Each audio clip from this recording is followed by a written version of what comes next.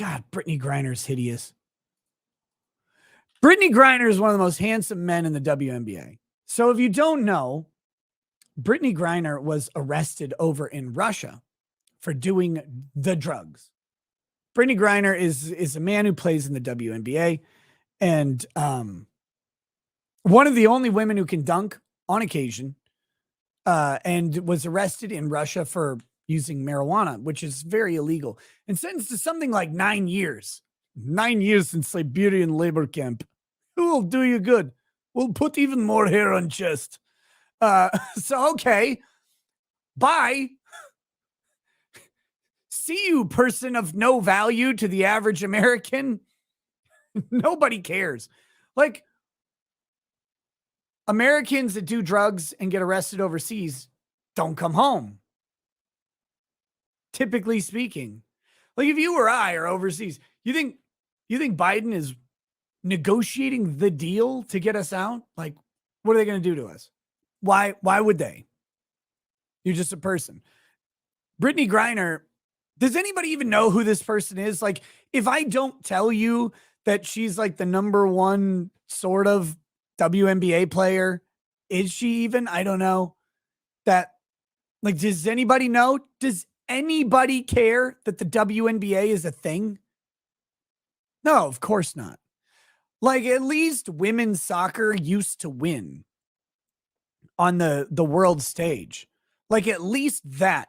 But the WNBA, is there even a world stage? Does anybody fucking care? No, nobody cares about this person.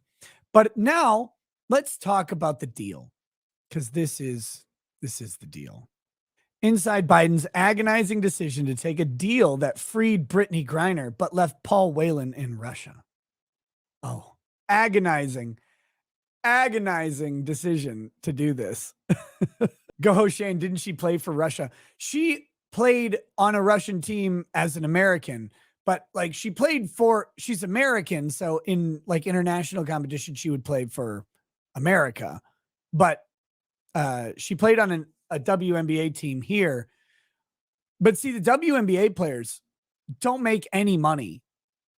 Like, they make nothing because it's not marketable. Nobody likes the WNBA. No one watches it. It's a shit show of a sport. So they have to go and play somewhere else in the off season in the US so they can make some more money. Because I shouldn't say they make no money. They make okay money. I think she made around $200,000 a year, something like that, which is not a bad living. It's not a good living for a sports star in comparison. But again, let me be clear. That's because the WNBA commands no value. WNBA salaries. They have a salary cap at $234,936. That's the salary cap. Jewel Lloyd, Arike Obungalo, Skylar Diggins-Smith, Dewana Boner. Her name is Dewana Boner. I feel like I've gone through this before. Her name is Dewana Boner. Elena Deldone, Natasha Howard. Come on, man. Like, where'd you go? Like, oh my gosh, the guy's name is Eric. Alyssa Thomas, Jonquil Jones, Kelsey Mitchell. Like, so here you go. And it's around this $200K thing. Okay, I gotta stop. I'm gonna get banned. So they gotta go work somewhere else. They aren't getting on the stripper pole, that's for sure. They're not going to OnlyFans. Can you imagine going to the WNBA OnlyFans? They'd combine it all into one. They'd be like, yeah, just everybody join. It'll be $1 a month.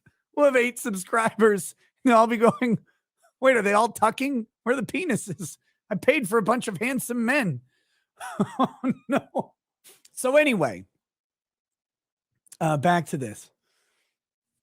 President Biden had already personally informed Sherelle Griner that her wife talks like this. If you guys ever heard Brittney Griner talk, we might have to play some Brittney Griner audio just so you can understand the level of Brittney Griner. was released from Russian detention when aides arrived with more news. Well, I'm sure aides was accompanying. Brittney Griner is now securely out of Russia and on the telephone. It's Joe Biden, the president said when the call was patched through. Welcome, welcome home. Nearly 10 months after Brittney Griner was arrested at a Moscow airport, the jubilant moment in the Oval Office. I almost want to go get arrested overseas and see how long it takes them to bring me back. My answer is, my guess is probably never. Jubilant moment in the Oval Office on Thursday amounted the culmination of prolonged, frustrating negotiations and one painful decision that left another detained American disappointed and wondering what his fate may be. Let's talk about that guy. We'll look into him in a second. Hilarious story here. In conversations across an array of government channels, Russian officials were clear with their American counterparts. They would release Griner and only Griner in exchange for a convicted Russian arms dealer nicknamed the Merchant of Death. Oh, okay. Because of the matter's exceedingly high profile, it was certain those conditions had been set by Russian President Vladimir Putin himself, one U.S. official says. Despite Biden's attempts to link Griner's case to that of Paul Whelan, a former U.S. Marine arrested on espionage charges in 2018 and sentenced to 16 years in prison 2 years later, it became plain recently that Putin would not budge. So there you go. Well, we're going to get Brittney Griner, though, because, like, tens of people want to watch her dunk threes of time per year. The choice was bringing Brittney Griner home right now or bringing no one home right now, one senior administration official said. Oh, okay. I guess. Why is bringing Brittney Griner home so important? Like, again, look, I get it. Americans arrested overseas in Russia. We don't really want them over there. Fine. I think. But are other Americans getting this treatment? Like, normally if you've got a prisoner exchange, this is a political thing, right? It's a political prisoner exchange. Espionage swaps happen all the time. Yeah, you got our spy, we got your spy. Look, we all know CIA and whatever, the Kremlin or whatever. We just swap them. It's okay. We know you're spying. You know we're spying. It's fine. These are chess pieces. You got them. All right. These happen with some level of regularity. Brittney Griner's just an American who went over and broke the fucking law of Russia.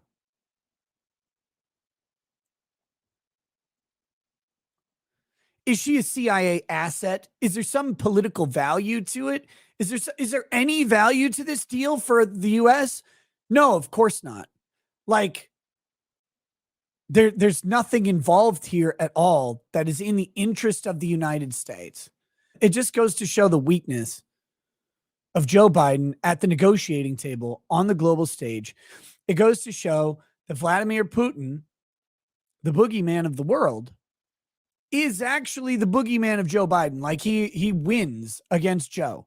Joe is outclassed, outnegotiated, outmaneuvered by Vladimir Putin. I hate to say that because Putin seems like he's kind of a bad guy.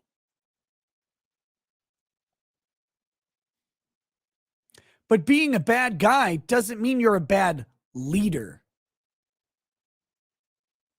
And he seems to be really good at that. Now, people can argue about Ukraine and stuff like that all day. Maybe and Putin may have made several missteps on that. I'm not an expert there. But in just terms of playing, international politics against Biden, here he kicked his ass, man. What a great negotiations deal that was. Russian citizen who's the merchant of death, brought back home to Russia to do whatever they want to do, to sell arms in other countries where they want to sell arms. Cool. And what do we get back? Someone who can dunk occasionally in a sport that no one watches with zero political value.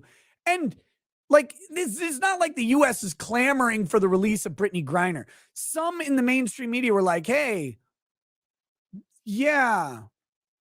Was Free Brittney Griner even trending on Twitter? Did anybody care at all? No. It just doesn't make any fucking sense. What a waste. And this just goes to show, as with everything, the United States' focus and priorities are gone. They're gone. They're a thing of the past. And now our focus and priority is on woke cultural issues. And we're talking at the fucking presidential level, at the top levels of US government. We're worried about wokism more than anything else. Now let me get clear on a couple things here. Wokism can be interpreted as a product of self-actualization in like the Maslow's hierarchy thing, okay? Hear me out. I'm not saying that wokeism is the peak of Maslow's hierarchy of needs. I'm saying that self-actualization comes when all of your needs are met, all basic needs are met, and you're funneled up into this other thing. So you've got food, shelter, clothing, employment, you've got relationships, you've got all these things, and now you're at the point of fulfilling yourself. For some people, they want to fulfill themselves with a fist of wokeness. They want to say, like, now I'm going to realize other people's value and my value through identity. Okay, you weirdo, that's your prerogative priority. I'm not here to change that. But that's where it comes. It comes when a society is so adequately provided for everything else that you have time to care about bullshit. How's that? And some people choose to do bullshit in different ways. I do bullshit all sorts of ways, right? Like I play video games or live stream or talk on locals. Like I'm not worried about will I eat. I don't have to worry about that anymore. I'm going to eat. I've got a house. I've got clothing that I don't want to wear. I've got all these things covered. So now I get to do other things. I get to pontificate about whatever. I get to form theories in my head, and I don't have to worry about these main things. And the West has gotten really good at providing that. And that's where, in my opinion, that's where all this wokeism and shit comes from. It's a bunch of people with enough time to sit around and think. But the problem is so many people are fucking stupid that what they think about is irritating bullshit. Okay? That's where I'm going with this. So we're at this spot where like wokeism is now permeating and pervading every level of the United States consciousness, because it's hard to be too poor in America to eat. It's hard to be too poor in America to find somewhere to stay. And if you are too poor to eat or to live in a place or whatever, the stats show that's usually a temporary condition and that there's an actual recovery from it. In other countries, not so much. I know of course, there are always people who fall between the cracks or who fall outside of that. But largely in the United States, it's hard to starve or die outside over a long period of time. You're going to find the stuff you need. You're going to get back. There are social programs that help a lot of people, and it takes some work to fall outside of that. Because we're so good at keeping people away from extreme real poverty and starvation like you'd have in other countries, we get this other shit, this high level shit shoved in our faces. And again, when dumb people are thinking at high levels, they're thinking about dumb shit. It's the scientific way to discuss that. And so we've now got the president of the United States catering to the LGBT minority basketball player that no one actually cares about as a primary concern for the United States. And that's insane. That is not where our country needs to be focused. And again, this wasn't now maybe actually Griner's a secret asset, right? Like Julia Childs was like a spy for MI6 or whatever.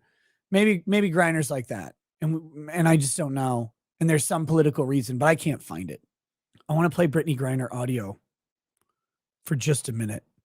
I just want you to hear this lovely woman talk for just a second. You can make up your own minds about what it means. Love bow ties. They look good on you. When did the bow tie thing take off for you? When did you realize I like bow ties? Well, before I say that, I actually have something for you. I thought that this might. That's just a gay man, isn't it? That's just a gay guy. You know. You brought that for me? Yeah. All right, I'll try that on. Sure. Yeah, I'll try it. I've never tried a bow tie. And look, you don't even have to tie it. You can cheat. What is, I like, don't be so condescending. Look, Conan. Even you can do it. Okay. Let's hear more. What about the NBA? Have you thought about competing in the NBA or at least trying out? Oh, yeah. Oh, please. Please, that would be the greatest thing ever. Bench warmer Brittney would be. Put her in the NBA. Her get just fucking dunked on constantly. Oh my God. It'd be like me playing in the NBA. Mark Cuban actually said he would consider it, and I actually would try out. You know, I would actually go try to play with the boys. Yeah.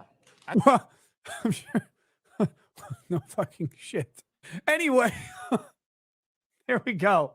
I just wanted you to hear the voice, and that stupid question came up. Yeah. Oh, Mark Cuban. Oh, yeah. I'll think about it. Can you dunk though? Like, what are you gonna do? I mean, I know that's a dude, I can tell, but that's a dude who's not very good at basketball. That's a dude who's better at basketball than women are. Jeez.